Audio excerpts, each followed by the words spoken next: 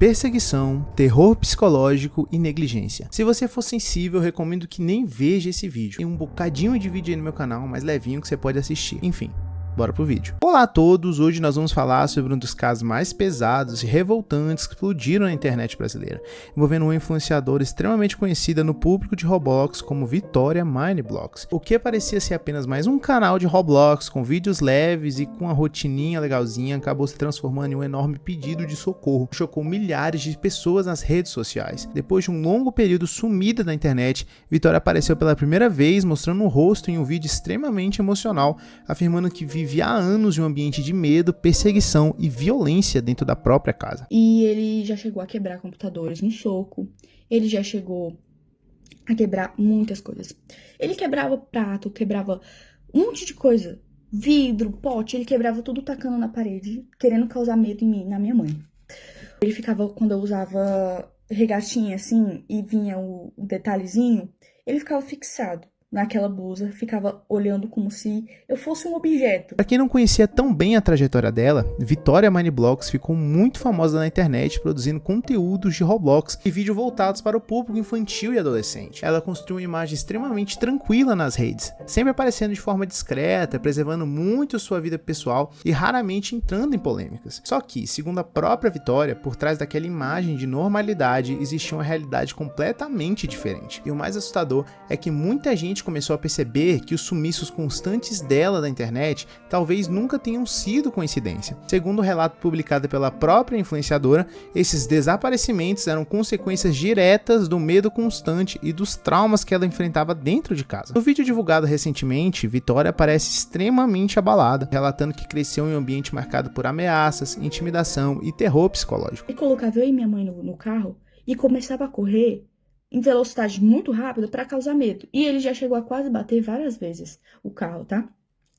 Então, assim, ele tá denunciando a minha mãe, dizendo que ela tá me maltratando, que ela é uma péssima pessoa, uma péssima mãe. Sendo que tudo que ele tá denunciando a minha mãe é coisas que ele fez. Segundo ela, o pai quebrava objetos dentro de casa para assustar ela e a mãe, fazia ameaças constantes e criava situações propositalmente perigosas apenas para causar medo. Conforme o vídeo avança, os relatos ficam ainda mais pesados. Vitória afirma que quando tinha apenas 11 anos de idade foi obrigada a passar por situações extremamente traumáticas, inclusive em uma delas onde o pai a obrigava a se trocar na frente dele e a olhava com malícia. Meu Deus. O pai cometeu violência doméstica contra minha mãe.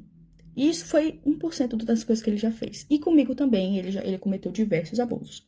Quando eu tinha 11 anos de idade, meu pai me colocou sem roupa na frente dele. E eu já tinha corpo, já tinha seios.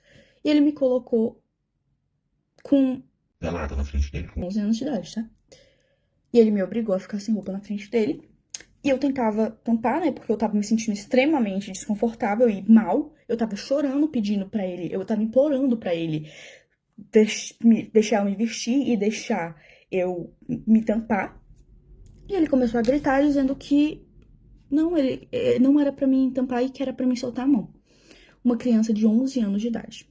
E isso foi pouco, perto de tudo que ele já fez. A influenciadora não entrou em detalhes gráficos, mas deixou claro que carrega traumas profundos relacionados a esse período da infância. E talvez uma das partes tristes disso tudo seja perceber o quanto esses anos de medo parecem ter destruído completamente a saúde mental dela. Segundo Vitória, após a separação dos pais, o pai teria começado uma série de denúncias contra a mãe dela, acusando-a de cárcere de privado e maus tratos. O problema é que, de acordo com o relato da influenciadora, em vez das autoridades acolherem as denúncias feitas por ela, o sistema teria passado a tratar ela e a mãe como suspeitas. A justiça não age. Ninguém tá acreditando no meu lado. Eu fui ouvida uma vez. E nessa vez, ainda banalizaram o que eu passei. Banalizaram os abusos, banalizaram tudo que ele fez. Agiram como se eu estivesse mentindo, agiram como se eu estivesse inventando aquilo tudo, porque ele manipulou todo mundo. Entendeu? É isso que ele é, manipulador a níveis extremos. Ele tem áudios prometendo acabar com a vida da minha mãe. E a justiça não leva isso em conta. Eu tive crises de ficar completamente fora de mim. Eu completamente assim, em pânico. Vitória também afirma que chegou a viver com medo de ser retirada da própria casa e enviada para um abrigo por conta dessas acusações falsas do pai. Além disso, ela também acusou membros do Conselho Tutelar da cidade de Tianguá, no Ceará, de favorecerem o pai devido a contatos pessoais dentro do órgão. E isso fez a situação explodir ainda mais, porque pouco tempo depois, o Conselho Tutelar publicou uma nota oficial rebatendo parte das acusações feitas pela adolescente e afirmando que poderia tomar medidas judiciais contra ela. E nesse momento, a internet simplesmente entrou em combustão, porque para muita gente ver um adolescente de 17 anos fazendo um desabafo tão pesado e logo depois receber uma resposta institucional naquele tom acabou gerando ainda mais revolta. No antigo Twitter, milhares de pessoas começaram a compartilhar o caso usando hashtags como Justiça pela Vitória Mineblock, cobrando investigação séria e maior proteção para ela e para a mãe. E foi aí que começaram a surgir ainda mais materiais relacionados ao caso. Diversos perfis passaram a divulgar áudios atribuídos ao pai da influenciadora, por exemplo, mostrando gritos, ameaças e falas extremamente agressivas direcionadas à mãe da garota. Eu tô fazendo passo por passo, olha! Passo por passo! Escuta na cara! Você não deveria ter mexido comigo! Sua escuta, escuta! Eu juro, olha! Eu vou até os confins do... Mas você não vai! Eu não vou deixar! Você vai pagar! Você vai pagar pelo que você fez! Centinho por centinho! Você vai pagar! Eu vou te perseguir! Eu vou tirar tudo de você! Eu vou tirar! Você vai pagar! Você vai perder tudo! Sabe o que é tudo? Pra você perceber que a sua família nunca te amou! Você não é nada! Sabe o que é nada? Nada! Tu vai perder tudo! Tudo! Pra você aprender! Eu vou te perseguir, Ana! Eu vou te perseguir! Aonde você for! Tu vai ver, Ana! Tu vai ver quando você começar a perder tudo! Eu falei! Se você se voltar pra essa coisa que você diz que é família, você vai perder tudo! Você vai! Obviamente, tudo isso circula amplamente nas redes. Muita gente passou a tratar esses materiais como confirmação absoluta das denúncias feitas pela influenciadora. Outro detalhe que aumentou ainda mais a atenção do caso foi a revelação de que o homem utiliza de uma tornozeleira eletrônica devido a medidas protetivas existentes. Pediu pra tirarem a medida protetiva. Por que ele quer que a gente tire a medida protetiva? Porque ele quer ficar passando aqui, mesmo com tornozeleira eletrônica, ele continua passando aqui na frente. Ele quer fazer medo, ele quer torturar, porque ele ama isso. Ele ama torturar. Segundo publicações compartilhadas nas redes, haveria registro de alertas indicando aproximações frequentes na residência delas, algo que gerou ainda mais medo e sensação de insegurança. E a indignação da internet aumentou quando começaram a circular informações de que esses alertas não teriam sido considerados suficientes para uma prisão. Conforme o caso foi passando, surgiu uma das imagens mais fortes de toda essa história, que teria sido justamente um vídeo que se está circulando da Vitória dentro de uma ambulância durante uma crise severa de pânico. Nas imagens ela aparece completamente desesperada, chorando, gritando e afirmando que o pai estaria atrás dela.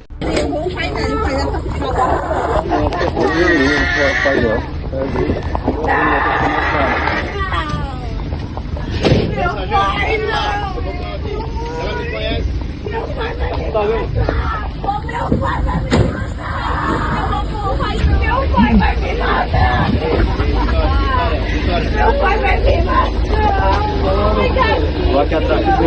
Eu vou aqui.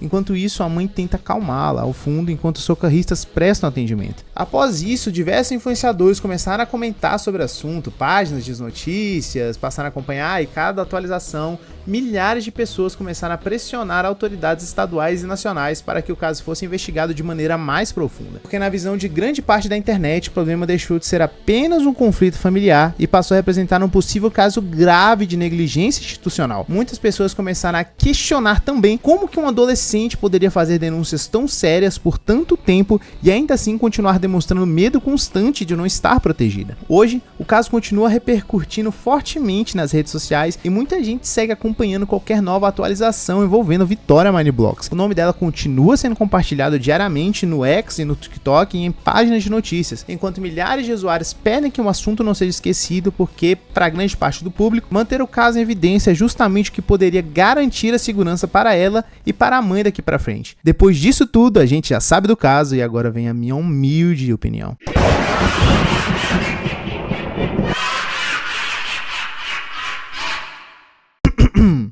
Independente de qualquer posicionamento individual, existe uma coisa que é impossível negar. Esse desabafo mudou completamente a forma como a internet enxergava a Vitória Mineblocks. O que antes era apenas uma influenciadora de Roblox, agora virou o centro de um dos relatos mais pesados e perturbadores envolvendo a criadora de conteúdo brasileira. Sinceramente, existe um ponto onde deixa de ser apenas supostas denúncias e passa a existir uma obrigação moral mínima de proteção. Porque quando uma garota de 17 anos aparece na internet chorando ou em estado de desespero, mostrando crises severas de pânico e dizendo que acredita estar em risco, a primeira reação de qualquer sistema minimamente humano deveria ser proteção, não intimidação, não ameaça de processo, não transformar a vítima em uma porra de um alvo público. E é exatamente isso que deixou tanta gente revoltada nesse caso. Ninguém chega naquele nível emocional por engajamento. Aquilo não era roteiro, não era teatrinho de internet, era uma adolescente claramente destruída psicologicamente, tentando convencer o mundo de que está vivendo aterrorizada. O Brasil inteiro já viu dezenas de casos onde sinais absurdamente claros foram ignorados até que acontecesse o pior. Quantas vezes depois de uma tragédia aparecem pessoas dizendo: ah, mas ela dava sinais, ah, mas tinha medida protetiva, mas não ajudou em merda nenhuma.